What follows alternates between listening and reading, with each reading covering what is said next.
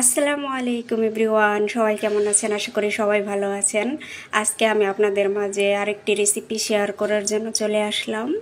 আজকে আমি আপনাদের মাঝে রান্না করে দেখাবো ডিম এবং পেঁপের ডালনা। তো ডিম পেঁপের ডালনা রান্না করতে কী কী ইনগ্রিডিয়েন্টস লাগছে চলেন জেনে নিই।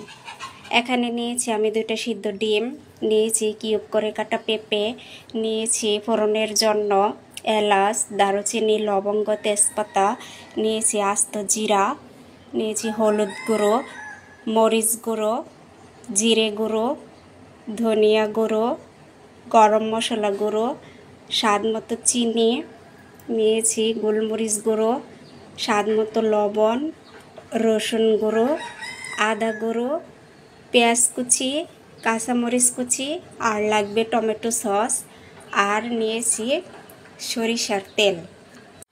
প্রথমে কড়াই আমি অল্প পরিমাণ তেল, হলুদ গুঁড়ো এবং অল্প পরিমাণ লবণ দিয়ে ডিমগুলো ভালোভাবে ভেজে নেব।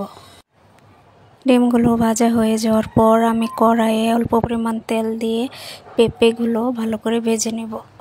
তারপর কড়াইয়ে আবার সরিষার তেল দিয়ে আস্ত গরম মশলাগুলো ফোড়ন দেওয়া হয়ে গেলে আমি এখানে পেঁয়াজ কুচিগুলো দিয়ে দিব এবং পেঁয়াজ কুচি দিয়ে ভালোভাবে নেড়ে চেড়ে এখানে আস্ত জিরা অ্যাড করে দিব।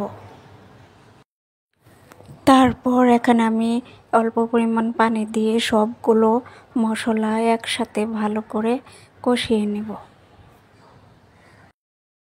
মশলা কষানো হয়ে গেলে এখানে আমি ভেজে রাখা ডিম এবং পেঁপেগুলো দিয়ে আবারও নেড়েচেড়ে ভালোভাবে ঢেকে কষিয়ে নেব।